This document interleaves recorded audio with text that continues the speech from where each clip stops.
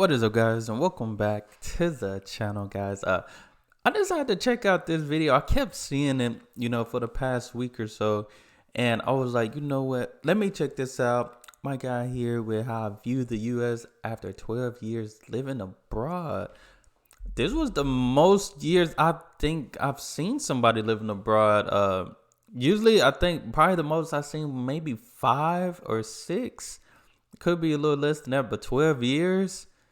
That's a long time. So he's finna tell us about it. I kept seeing it pop up, especially on my homepage and stuff like that. So I was like, let me check it out because it sounds interesting. I gotta hear his point of view. So y'all hit that subscribe button, send out those recommendations, and let's see.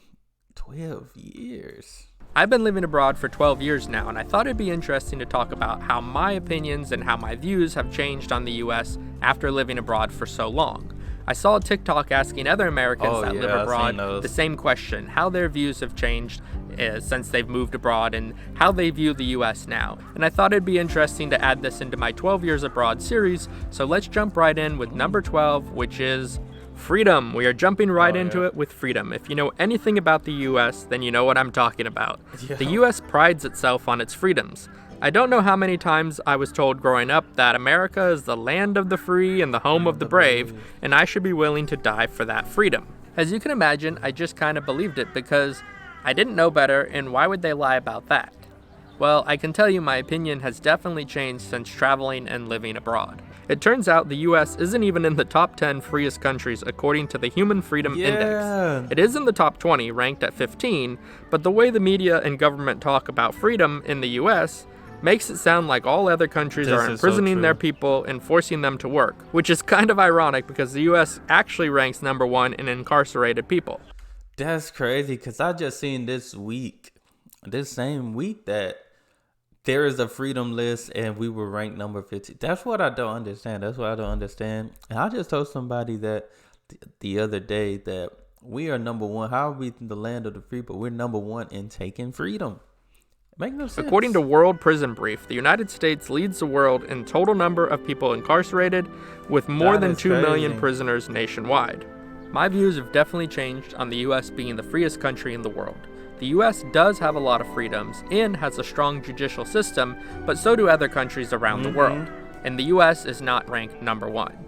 Moving on to number 11 on our list is something that many people argue about and often goes hand in hand with the idea of freedom, and that is gun ownership in the US. It is very interesting to talk with people who are not from the US and who haven't grown up with gun ownership being a common and real thing. Growing up in the US, it was normal to own guns, and many people I knew had guns. I remember my brother having a shotgun in his house, and I didn't think it was that strange or weird. But this isn't normal globally, and actually only 3 countries have constitutional rights to own a gun. While most countries allow gun ownership, they impose strict laws regulating which types of guns you can own and how they are stored. According to Insider, Americans own nearly half of all the civilian-owned guns in the world, and on a per capita basis, the US has far more guns than any other nation. With so many guns come mass shootings, which is a uniquely US thing. These attacks rarely occur in other countries, and the frequency and destruction caused by these attacks is heartbreaking. My views have changed a lot on gun ownership from this is normal to what is wrong with the US? That's what I ain't gonna. I was the same way. Like I was just like, how? Why? I don't know. Like what type of lifestyle people live to just need a gun. The only people I see that possibly need a gun, people that hunt. And people that, obviously, if you stay in neighborhoods where you feel like you're going to get robbed or something, but it's like, then again, what do you need a gun for? Like, how are we the land of the free, the safest? We say this the safest country, but mostly everybody got a gun because of fear for their life. That's not safe. If you have guns just because you fear for your life, that is not safe. Speaking of what is wrong with the US, next on our list at number 10, which ties back into the last 2 points, is national pride. Americans are extremely patriotic, and they believe that the US is the best country in the world, and you better not disagree with them because they might shoot you. Jokes aside, they are extremely patriotic because they've been lied to their whole lives. The US is a good country, but it is not the best country or worth chanting USA, USA, USA everywhere you go. Most Americans don't realize how bad they're getting screwed by the corporations and the government, and they truly believe that the US is number one in the world. It really depends on what you are ranking, but the US is usually in the middle or lower half of a top 20 list. From freedoms to quality of life to education, the US is ranked all over the place and rarely is number one, except for prisoners, guns, military spending, GDP, and a few other things that aren't very flattering. It isn't until you move abroad and remove yourself from the media-enforced lies that you start to realize the rest of the world isn't that bad, and some countries are even better than the US. In one way, I just think it's crazy because, like, we got the main things that the things that we shouldn't be, the main things that we shouldn't be number one in, we're number one in. And the things that we pride USA upon being number one, we're not even top 20. Countries are better than the US is education. Number 9 on our list is education. According to results from the Program for International Student Assessment, the US ranks 39th in math, 23rd in reading, and 25th in science out of 73 surveyed countries. This is low for a country that claims to be number one. After living abroad for some time, it is clear that the US does not value public education, and universities are run like businesses. The cost of higher education is appalling compared to the rest of the world, and don't get me started on public schools. There are videos of teachers asking for school supplies, and Mr. Beast just did a video about helping students and teachers because the US government doesn't provide enough resources. Wow. The US government doesn't seem to care about education, and this means the general public also doesn't seem to care about education. Just search Americans are idiots and you will see how bad it is. Not to mention the dangers around teaching. After living, I'm in education, and guys, it is. You would think teachers, they make it, but it's like most teachers, they're still paying off debt. They're trying to have a family and all. So it's like the money they get paid, and then on behalf of being with kids all day, it's an underpaid job, an undervalued job. Teachers deserve more. Are idiots, and you will see how bad it is. Not to mention the dangers around teaching. After living abroad for a long time, it has become clear that education is not a high priority in the US, which is a shame because it is the best way for people to improve their lives, and it's the best way for them to get money. That's what they want. Economic situation. Speaking of improving situations, we are about to hit number 8 on this list, but before I reveal that one, be sure to hit the like button because it really helps improve the situation of this video. Okay, let's jump back in with number 8, which is healthcare. I remember growing up that I never went to the doctor, and I never understood why. It was just my family didn't go to the doctor unless somebody was dying. I mean, literally, the one time I spent the night in the hospital, I was actually dying, and if I didn't have a surgery, I would have died. And I never really thought anything of it, it's just we didn't go to the doctor. Well, it turns out we didn't go because it costs a fortune just for a simple checkup. The US has state-of-the-art hospitals and medicine, but unless you are rich or have good insurance, good luck accessing it. The US spends more of its GDP on healthcare than any other high-income countries, yet ranks last in access to care, administrative efficiency, equality, and healthcare outcomes, according to the nonprofit Commonwealth Fund. I just typed into Google what countries have universal healthcare, and I realized it would be faster to look up which countries don't have universal healthcare. Some of the countries that don't have universal healthcare include Pakistan, Yemen, Syria, and of course, the United States. Basically, the entire world is covered in some form by a government-backed program, but the US is the only high-income country that doesn't have adequate and affordable coverage. Affordable being the key word in that last sentence. There are people that pay thousands of dollars on medication and treatment each month in the US, but if they lived in almost any other country, it would be free or affordable. My views have changed a lot on healthcare in the United States since leaving. And it's one of those situations that could be solved if people were willing to, and if the corporations didn't make so much profit off of keeping the system the way it is. And it's such a shame because people are, suffering because of this system. Yeah, that's And one of the ways it is profitable is by treating obesity-related health issues, which brings us to number 7 on our list, food. And food, they had, I believe, the movie What the Health, the people that the people that endorse, like, you have like diabetes. They got like different foundations for diabetes, high blood pressure. The people that fund these things are the one that produce things that give you these health issues. It's crazy. I seen on What the Health on Netflix, I think.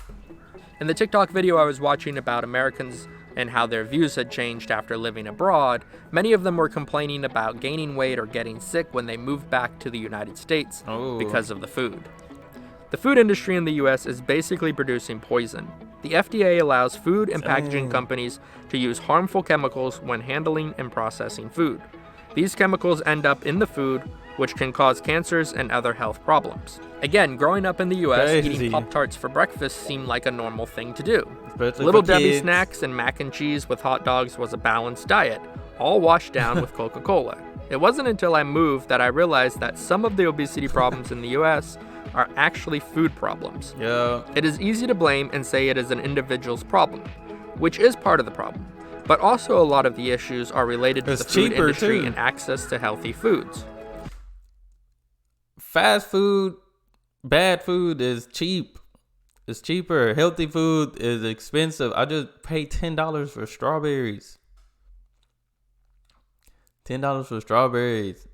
A couple of months ago, them things were $5 for the same package. But changing the laws are much harder and not as profitable as changing people's attitude towards obesity. Yeah. Now if somebody says he, she, they are fat or unhealthy, they will get canceled for body shaming. So obviously my views have changed a lot in relationship to healthcare and food in the United States. I'm telling you, they calling what's wrong right and what's right wrong. That's what they're doing. Which brings us nicely to our next point on the list, woke culture. A quote that always makes me laugh is, if you're not a liberal when you're 25, you have no heart. If you're not a conservative by the time you're 35, you have no brain. The cultural war that is raging right now in the US is insane, like literally insane. And it's all a distraction to keep people from enacting any real change in the government or society. If all sides are fighting with each other and themselves, the people in power and the corporations can pass legislation that hurts both sides and makes them more profit. The last thing they want is for all sides to unite under their common struggle and oust the people currently in power. The craziest thing is that when you are removed from it and you're living abroad, you can just see how crazy and insane it is and how damaging it is to society. While Americans are fighting about what a woman is or if the celebrity has used the correct pronoun, the rest of the world knows what a woman is and isn't wasting time on things that don't make their country or economy stronger. While American students are in their gender study classes wondering if they are a man, woman, or other, Chinese and Indian students are in their maths and physics classes gaining real knowledge that might lead to the next breakthrough in science or technology. That's why I don't understand why we need gender classes. Like, people gonna choose what they want, especially I mean kids are really not thinking about this. Once they get older and stuff, that's when they start thinking. It's like most kids are not thinking about that. And then everybody's free to choose whatever lifestyle they want. That's on them. That's on them, up to them, and all those different things. I remember the time we didn't worry about those things. I had a classmate. We knew, she dressed up like a boy every day since we were younger, but we wasn't always paying attention to it. And I feel like nowadays they pay attention so much. Like, we knew, and it was okay. That was it. The thing is, what's left is being kind and treating people the way you want to be treated. That's what's happening these days. We don't treat people with kindness and love these days. So now they over here doing these things. If you treat people with kindness and love, you don't have to worry about what other people are doing with their personal life. This is personal stuff. Learning about someone's gender isn't a real skill and won't create a breakthrough that could revolutionize any industry. It isn't even medical science. At best, we might learn about groupthink when people study this time period in the future. But in its current form, woke culture and the backlash to it is destroying society. Societies only exist when people are willing to share That's the same only time goal people and come work together towards to that goal cancel together. somebody. Currently, both sides are unwilling to find common ground, and they're literally tearing each other apart. They're tearing the society apart, and the people in power absolutely love it. My views have changed a lot on this after traveling to many countries because these types of debates aren't even considered in most places. Most people around the world are too concerned about feeding their families and improving their lives to even think about pronouns. But enough about all that. We've made it to number 5 on the list, and if you are still here, then you probably agree with me on many of these points. You probably also know that YouTube will not push this video to anyone, so be sure to like and share it with your friends to help others understand how the US looks from abroad. Next up on this list is another thing that is destroying the United States from the inside, and it's this consumerism, flex culture, celebrity worship. I'm sure there's a term for this, but I don't actually know what it is. It's basically the worship or the love of money. A Harris poll of 3,000 children between the age of 8 to 12 revealed that YouTuber was the first choice of 29% of them. Don't get me wrong, I would love to make a full-time income on YouTube. On everything. But I don't think that young people should be inspiring to be social media stars. If the US culture continues to inspire children to become celebrities and OnlyFans stars, the US will lose its competitive advantage in science and technology. I think, you know what, if they do that, maybe they'll make school cheaper. Because I know a lot of people, me personally, I have a degree.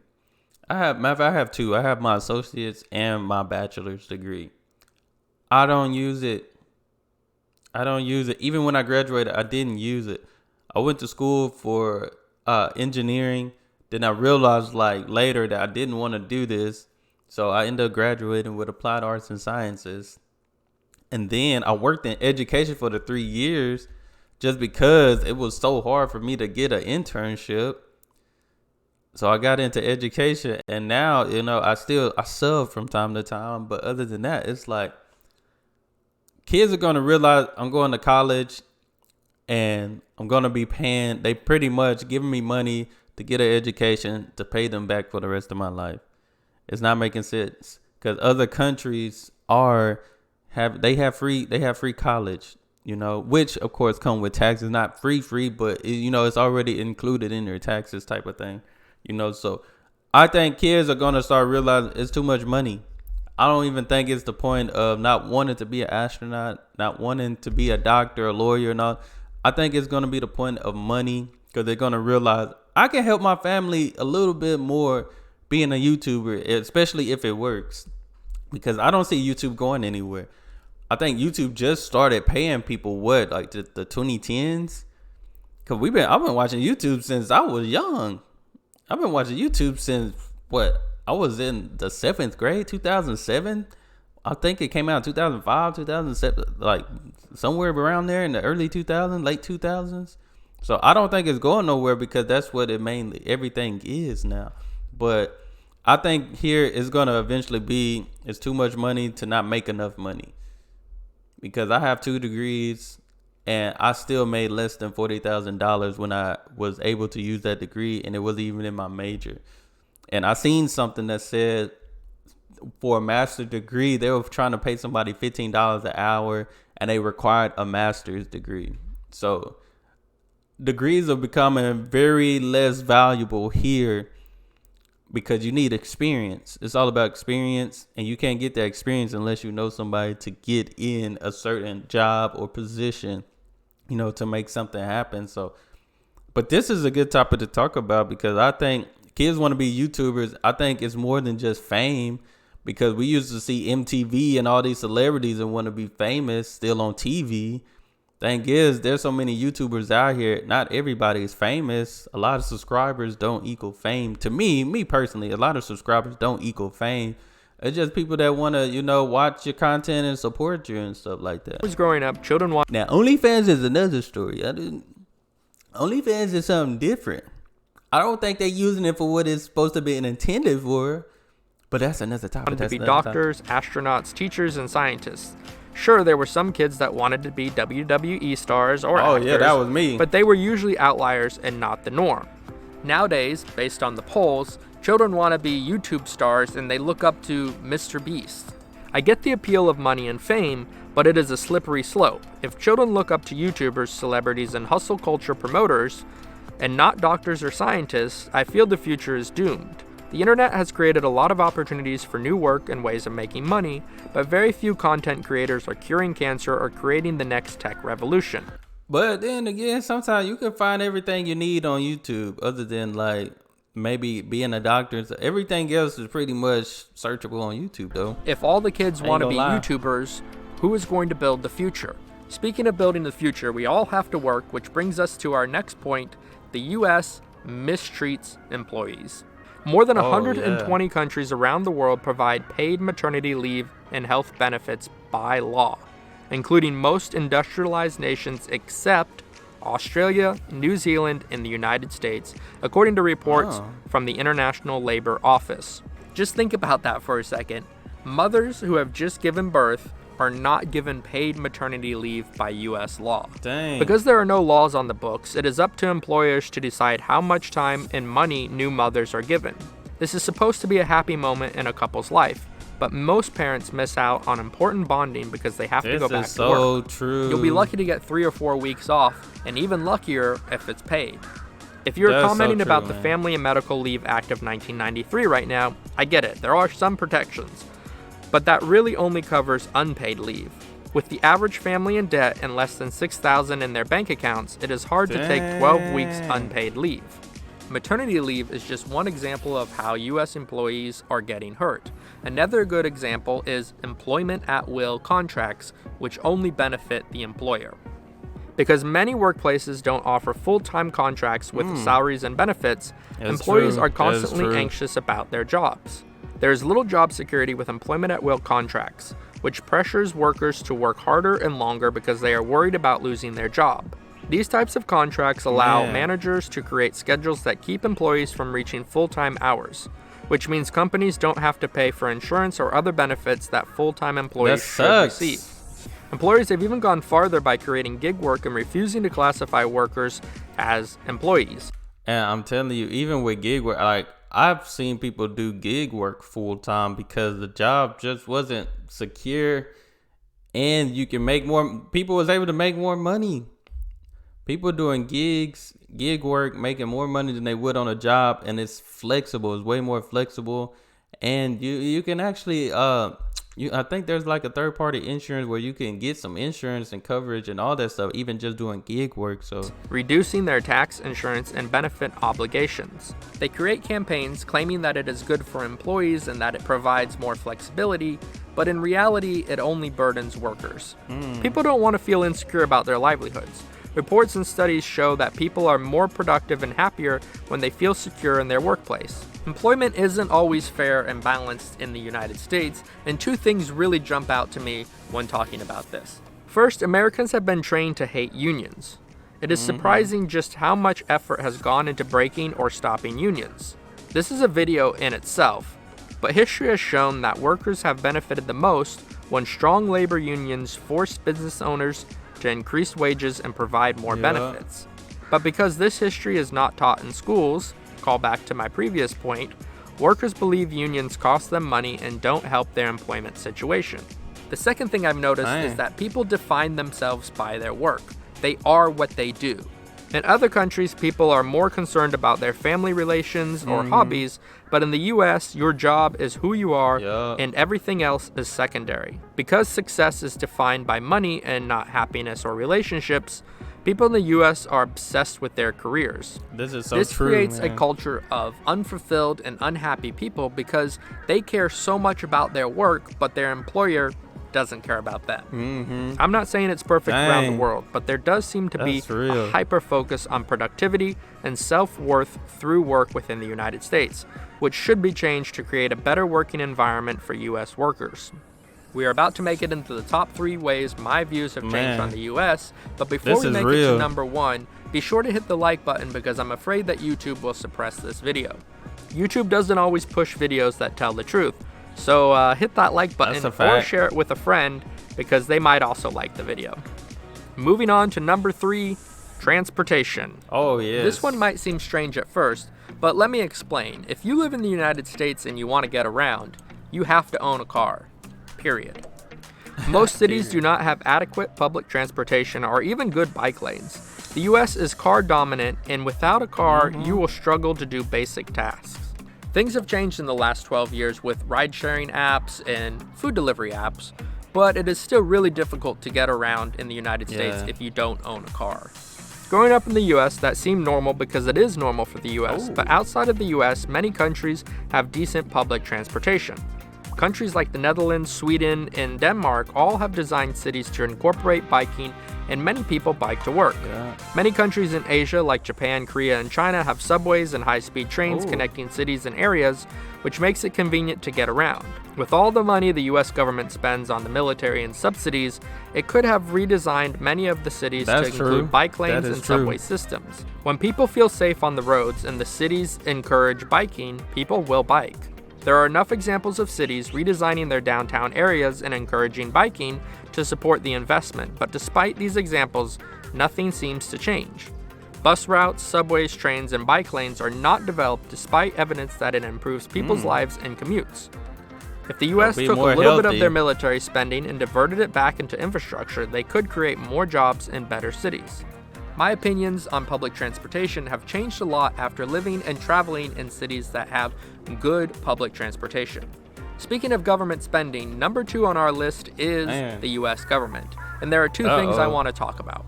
Let's first talk about the military. The US doesn't need to police the world. By taking on this role, it has allowed other nations to expect and rely on US military support, but that has weakened both the US and reliant nations. It has weakened reliant nations because they spend less money on hold up, let me see these. Expect and rely on US military support, but that has weakened both the US and reliant nations. It has weakened reliant nations because they spend less money on their own militaries, and it has weakened the US because the US spends too much money on the US military. If the US spent 10 or 20% less on the military each year and diverted it back into building the US, it would be a stronger nation in terms of domestic strength. The US would have better healthcare, schools, infrastructure, and public services. I agree.